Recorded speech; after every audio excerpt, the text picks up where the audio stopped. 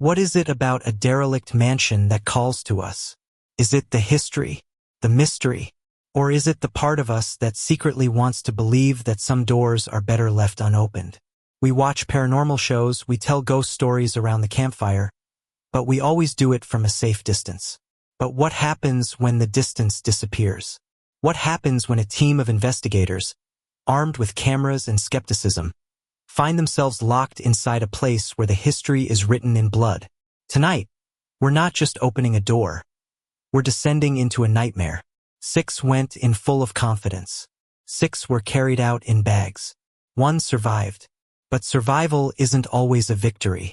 Sometimes it's a curse. If you have a fascination with the darkness that hides in forgotten places and the even darker secrets we hide within ourselves, do us a favor and subscribe to the channel. You're not going to want to miss the fallout from this one. Now turn down the lights. We're going inside Blackwood Manor. The van carrying the Spectral Seekers crew rattled down a long, unpaved road, its headlights cutting a nervous path through a tunnel of skeletal, overgrown trees. Inside, the mood was a familiar cocktail of pre-show jitters and practiced cynicism. They were a well-oiled machine, a team that turned ghost stories into Nielsen ratings. At the head of this machine was Jackson Cole, the show's charismatic and deeply skeptical host. With his perfectly coiffed hair and a jawline that seemed engineered for television, he saw ghosts not as ethereal beings, but as a marketable commodity. Beside him, tapping away at a laptop, was Ben, the tech guru. Ben was a man who believed in data, not phantoms. For him, a spike on an EMF meter was a puzzle to be solved, likely by finding a faulty wire in the walls. Operating the main camera was Chloe, a jaded professional who had seen so many orbs that turned out to be dust that she viewed the whole enterprise with a detached amusement. And then there was Maya. Maya was the show's sensitive, the believer brought on to balance Jackson's skepticism. She was quiet and observant, with large, dark eyes that seemed to see things the others missed. The network loved her. She brought a sense of genuine, tremulous fear that audiences found compelling. But for Maya, it wasn't an act. She felt things. A coldness in a room, a whisper on the edge of hearing, a profound and ancient sadness that clung to places like damp. And Blackwood Manor was already screaming at her, even from a mile away. The van broke through the trees and the mansion came into view, a gothic silhouette against a bruised twilight sky. It wasn't just old. It was wounded. Windows like vacant eyes stared out from a stone face choked with ivy. A collapsed veranda looked like a broken jaw. The place didn't just stand on the hill. It slumped, as if weary from the weight of its own history. "Well, she's a looker," Jackson said, a smirk playing on his lips. "Ratings, people. I can smell them from here." They were met at the heavy oak doors by a local historian, a nervous, bird-like man who handed them a thick file and a heavy, iron key. "The stories. They're all in there," he stammered. "The Blackwood family. They built this place in the 1880s. Cyrus Blackwood was a timber baron, a cruel man by all accounts. His wife, Eleanora, was fragile. They had 4 children. None of them survived to adulthood. Accidents, illnesses, one after another. After the last child died, Eleanora hung herself in the nursery. Cyrus lived on alone, a bitter old man, until he was found dead at the foot of the grand staircase. The locals say the house consumed them. They say the family never left." "Fantastic," Jackson beamed. "Tragedy sells. Let's get the gear inside. Lockdown is in 1 hour." As they hauled cases of equipment into the cavernous foyer, the oppressive atmosphere of the house settled on them. The air was cold and smelled of dust and decay. A grand staircase, the site of Cyrus Blackwood's death, swept upwards into a gallery of shadows. Portraits with dark, judgmental eyes followed their every move. Maya felt a wave of dizziness so intense she had to steady herself against a wall. It wasn't just sadness here. It was rage. A deep, simmering rage that had seeped into the very plaster and wood. She clutched a small, silver locket she wore around her neck, a nervous habit, but also something more.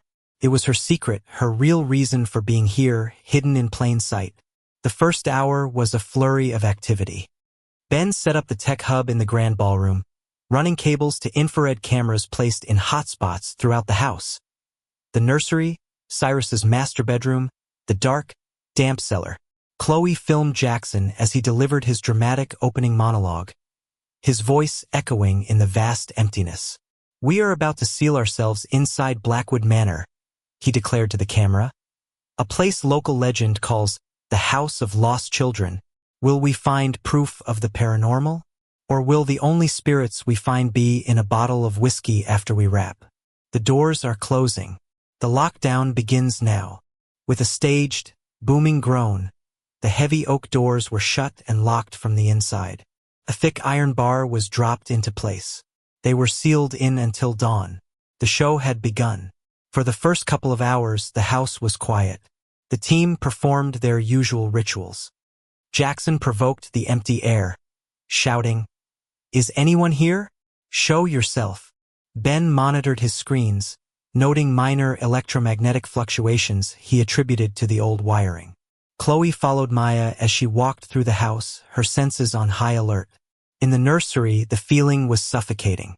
The wallpaper, decorated with faded, cheerful animals, was peeling away to reveal dark, mold-like stains beneath. An empty rocking horse stood in the center of the room, coated in a thick layer of dust. "I don't like this place," Maya whispered, her breath misting in the cold air. "There's so much pain here, a mother's pain." She reached out a trembling hand towards the rocking horse. Suddenly, every piece of Ben's equipment screamed at once. The EMF meters redlined. The temperature in the room plummeted. The rocking horse began to move, slowly at first, then more violently, its unoiled joints creaking a hellish lullaby in the sudden, absolute silence. Chloe gasped, her camera shaking. Jackson's cynical smirk vanished, replaced by a look of stunned disbelief.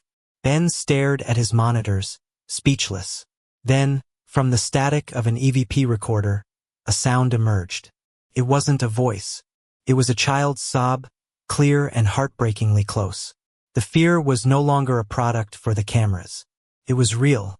It was in the room with them, a palpable presence that had been waiting patiently for them to lock the door and join the family.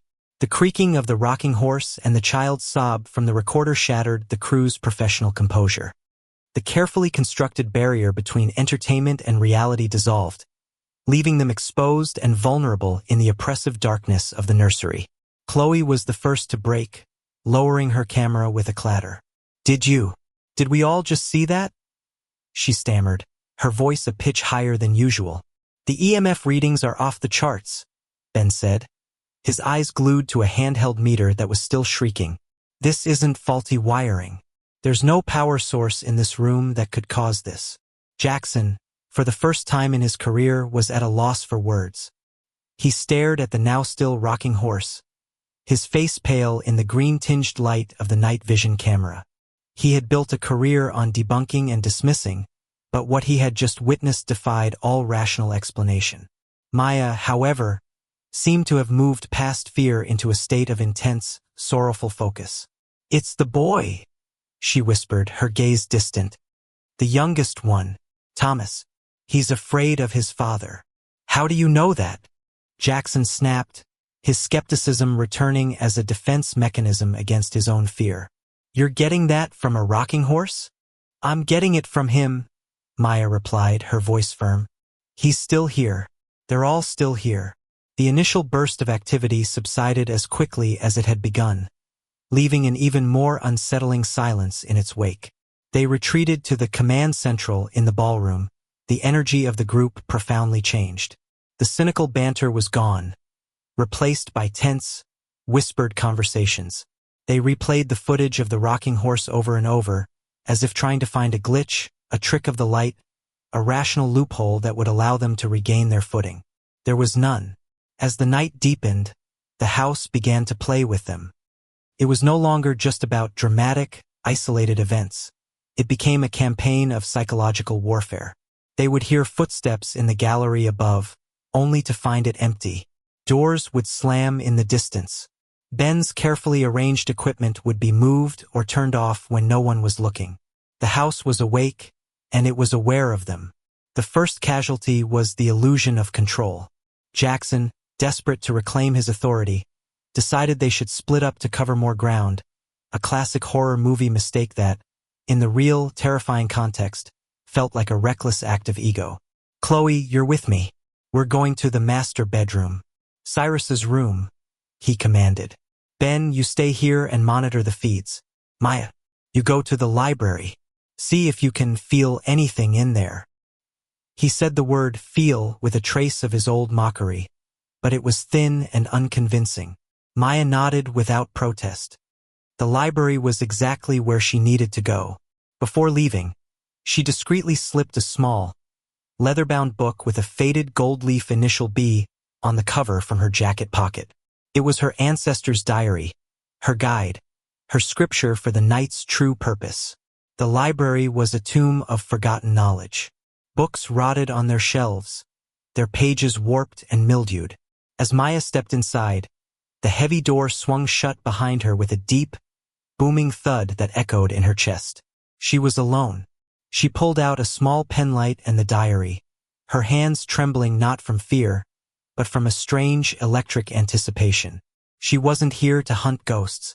She was here to join them, or rather, to rule them. She was a Blackwood, a direct descendant from a branch of the family that had escaped the curse of the house generations ago. The locket around her neck contained a portrait of her great-great-grandmother, Cyrus's estranged sister. The diary told the story the local historian didn't know, that Cyrus's cruelty wasn't just born of a bad temper. He was involved in dark rituals, trying to draw power from the land, and in doing so, he had tethered his family's spirits to the house, turning them into a source of necrotic energy that fed the mansion's malevolence. Her family had passed down the secret knowledge, waiting for a descendant with the right sensitivity to return and perform a counter-ritual. A ritual not to exorcise the spirits, but to sever Cyrus's control and claim the house's power as their rightful inheritance. But the diary was explicit about one horrifying condition. The house required a sacrifice. It needed a surge of powerful emotion, fear, terror. The shock of a sudden death blow weakened Cyrus's spectral grip long enough for the ritual to work. The spectral seekers were not her colleagues. They were her offering. Meanwhile, in Cyrus's master bedroom, Jackson and Chloe were experiencing their own horror. The room was dominated by a massive, four-poster bed and a large, dark-stained wardrobe.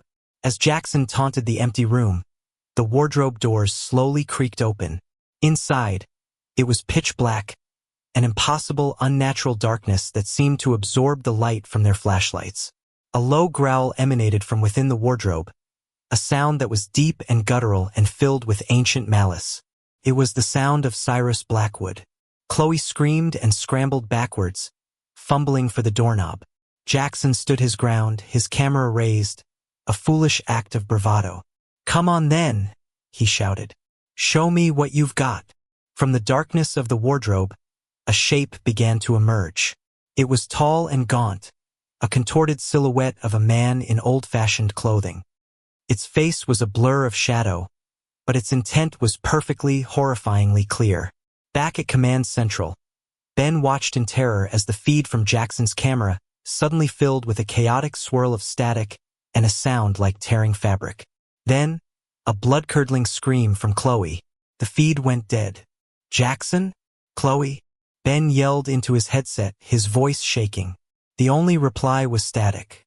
The house had claimed its first victims. In the library, Maya felt a tremor run through the building, a surge of dark energy. A triumphant smile touched her lips in the darkness. The sacrifice had begun. The house was feeding. The silence that followed Chloe's scream over the headset was more terrifying than the scream itself. Ben sat frozen in the ballroom, his face illuminated by the eerie glow of his now useless monitors. The feed from the master bedroom was gone. The audio was dead. He was alone, listening to the frantic beating of his own heart. "Jackson? Chloe? Respond, damn it!"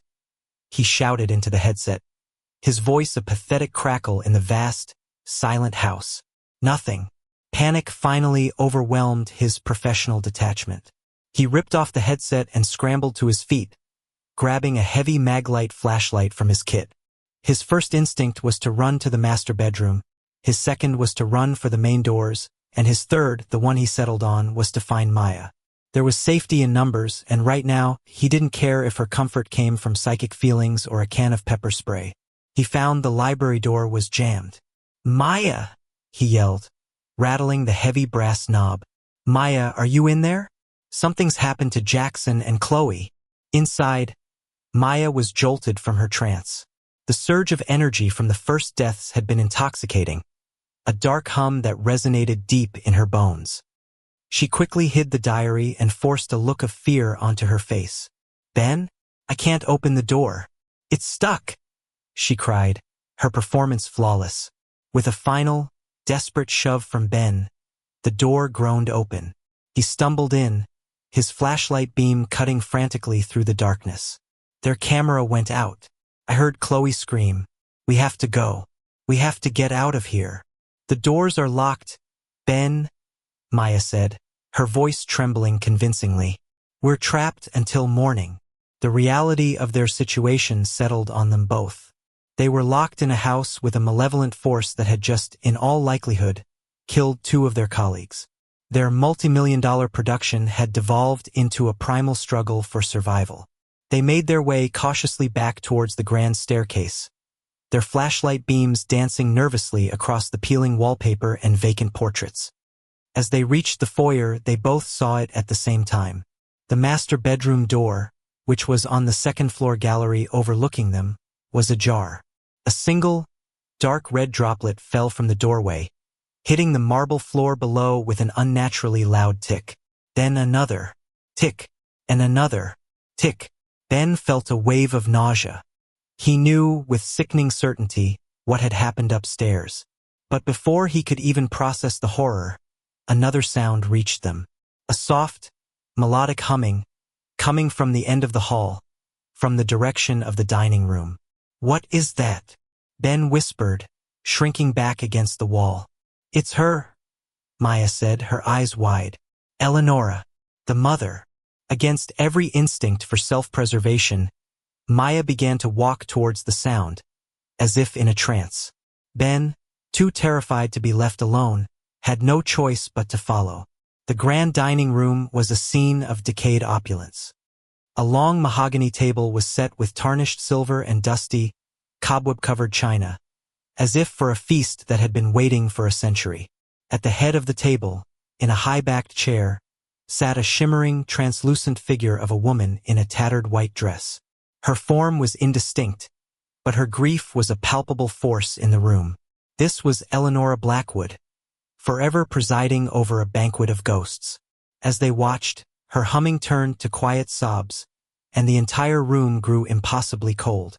But the real horror was not at the head of the table. It was on it, laid out on the dusty mahogany, as if they were the main course, were the bodies of Jackson and Chloe. They were not bloody or mangled. Their eyes were wide open in expressions of ultimate terror, and their skin was a pale, waxy white, as if every ounce of life and warmth had been drained from them. Ben let out a choked cry and stumbled backwards, his flashlight clattering to the floor. The distraction was all the house needed. From the shadows behind the dining table, another figure emerged. It was the tall, gaunt silhouette of Cyrus Blackwood, his form more solid, more defined than before. He had been strengthened by the first sacrifice. The ghost of Eleonora faded with a final, sorrowful sigh, as if afraid of her husband even in death. Cyrus's attention was fixed on Ben. The temperature dropped even further, and a low growl filled the room. "Get out!" Maya screamed, grabbing Ben's arm and pulling him back into the hallway. They scrambled away, not daring to look back, as the sound of shattering china and splintering would erupted from the dining room. They ran blindly, their only thought to put distance between themselves and the monstrous patriarch. They found themselves in the kitchen, a cavernous, industrial-looking space with rusted meat hooks hanging from the ceiling. They slammed the heavy door shut and leaned against it, gasping for breath. They were trapped. The house was a labyrinth, and every room held a new ghost, a new horror. Maya knew from the diary that the spirits were all under Cyrus's control, puppets in his posthumous reign of terror. Her ritual was meant to break those chains. But the diary had also warned that the ritual required a specific focus, an anchor in the physical world. It needed to be performed at the heart of the house, the place of greatest emotional suffering. The nursery. "We have to go back," Maya said, her voice surprisingly steady. "Are you insane?" Ben panted, his eyes wild with terror. "We need to barricade ourselves in here and wait for morning." "He'll get in, Ben," Maya insisted. "He's getting stronger. Hiding won't work. Our only chance is to face them, to finish what we started." It was a masterful manipulation. She was framing her own dark mission as their only path to survival. Before Ben could argue, the pots and pans hanging from a rack above them began to sway violently. The heavy steel doors of the pantry flew open and slammed shut with bone-jarring force. A symphony of screams had begun, and the house was the conductor. Cyrus was no longer just haunting. He was actively hunting, and they were next on his list. The kitchen had become a cacophony of paranormal rage. Heavy cleavers and knives, once dormant on a magnetic strip, lifted into the air, hovering like a swarm of metallic insects. They flew across the room, embedding themselves deep into the thick wooden door they were hiding behind, the impacts like gunshots. Thwack, thwack, thwack. Ben screamed, scrambling away from the door, convinced it would splinter apart at any moment. He was a man of logic and reason, and his entire worldview had been systematically dismantled and set on fire in the space of a few hours. He was broken. "What do we do?" he shrieked, cowering behind a large, cast-iron stove. This was Maya's moment. She had to lead him, to shepherd him towards the final sacrifice. "The nursery!" she yelled over the din. "It's the center of everything, the source. If we can confront them there, maybe we can stop this." It was a sliver of hope, however insane, and Ben clung to it. Following Maya's lead, they found a small service staircase at the back of the kitchen, a narrow, winding set of steps used by servants a century ago. It was their only escape. As they clambered up the stairs, they could hear the kitchen door below splintering under a heavy, unseen assault.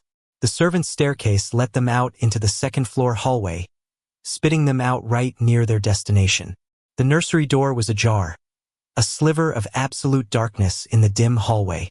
The house had fallen silent again, a predatory stillness that was somehow worse than the earlier chaos. I can't go in there," Ben whispered, his body trembling violently. "We have to," Maya said, her voice a mixture of feigned courage and genuine, dark determination. She grabbed his clammy hand and pulled him into the room. The nursery was no longer just a sad, dusty room. It was alive. The air was thick and heavy, vibrating with a low, inaudible hum. The faded animal wallpaper seemed to writhe and shift in their peripheral vision.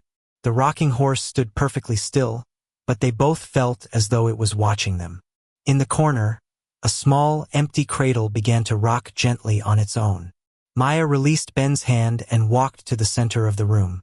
This was it, the heart of the house, the place where Eleanora's despair had reached its peak, where the collective misery of the Blackwood family was at its most concentrated. She closed her eyes, clutching the locket around her neck. She began to whisper ancient words from the diary, words of binding and claiming, her voice a low, rhythmic chant. Ben watched her, his terror momentarily replaced by confusion. "Maya, what are you doing? What are you saying?" As Maya chanted, the spirits began to manifest. They were not just apparitions anymore. They were almost solid. The 4 lost children appeared first, their forms small and pale, their eyes hollow with a century of sorrow. They stood in a silent semicircle, watching. Then, Eleanora appeared beside the cradle, her form weeping, forever trapped in her grief. Finally, the towering, malevolent form of Cyrus Blackwood materialized by the door, blocking their only exit. His shadowy face seemed to coalesce, his features twisting into a snarl of pure hatred. He was no longer a ghost. He was a warden, and he would not suffer any trespassers. Maya, stop! Ben screamed as Cyrus began to glide towards them, an aura of profound cold emanating from him. It's almost done, Maya cried, her eyes still squeezed shut, her chanting growing louder, more frantic. He's weakening, just a little more. But Cyrus was not weakening. He was focusing all his rage, all the house's power, on the terrified, babbling man in the room. He saw Ben as the immediate threat, the source of noise and fear that was disrupting his domain. Ben, in his final moments, saw it all. He saw the cold, triumphant look that flickered across Maya's face when she opened her eyes for a split second. He saw that she wasn't afraid. He realized she wasn't trying to save them. She was using them. The knowledge hit him with the force of a physical blow. You, he gasped, pointing a shaking finger at her. You did this. Before he could say more, the ghost of Cyrus Blackwood was upon him. Ben didn't even have time to scream. An unseen force lifted him from the ground, his limbs flailing. He was slammed against the ceiling with bone-shattering force, then dropped to the floor like a broken doll. The last of the 6 was dead. The moment Ben's life was extinguished, a massive wave of psychic energy flooded the room. It was the final, most powerful sacrifice. The house shuddered on its foundations. The spirits of the children and Eleonora flickered violently, their spectral chains to Cyrus shattering. Maya's chanting reached its crescendo. She threw her arms wide, her head tilted back, a look of ecstatic power on her face. The spirits, now free from Cyrus's control, turned their attention to her, their creator's descendant. They swirled around her, not in anger, but in allegiance. The power of the house, the energy of a century of pain and suffering, flowed into her.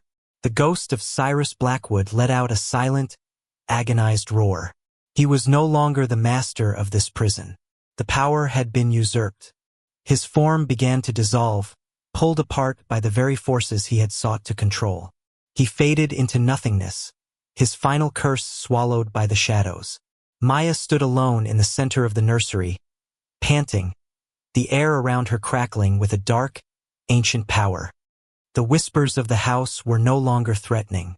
They were subservient. The rocking horse gave a final, gentle rock, like a bow.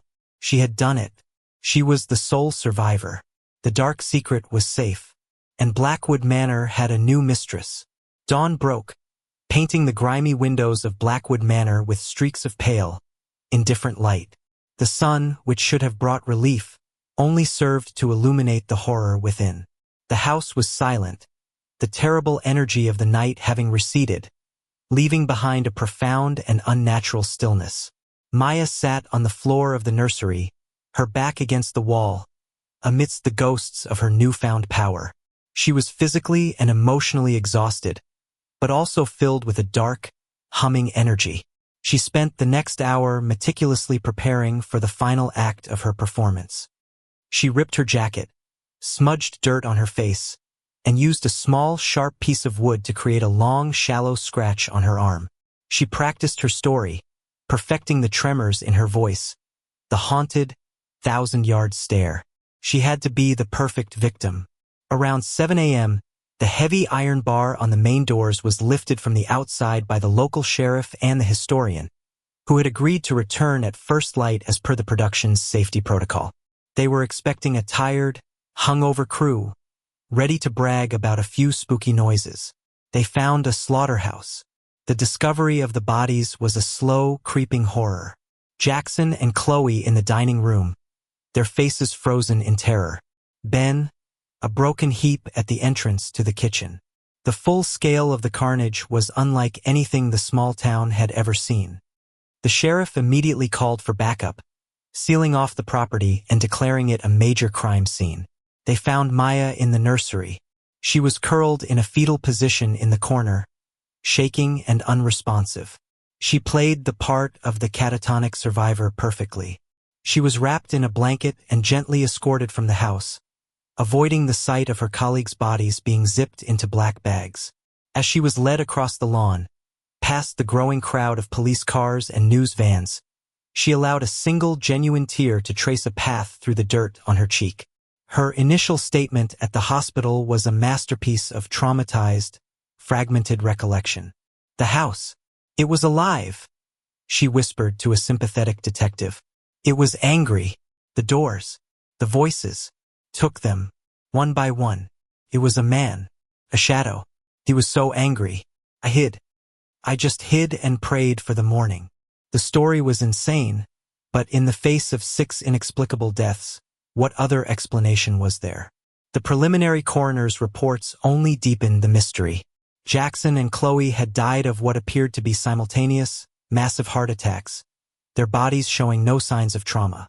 Ben's death was attributed to extreme blunt force trauma, consistent with a great fall, yet he was found on a flat kitchen floor.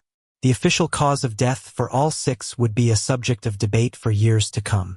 With no evidence of an intruder, no murder weapon, and a single, traumatized witness telling a ghost story, the case became an instant legend.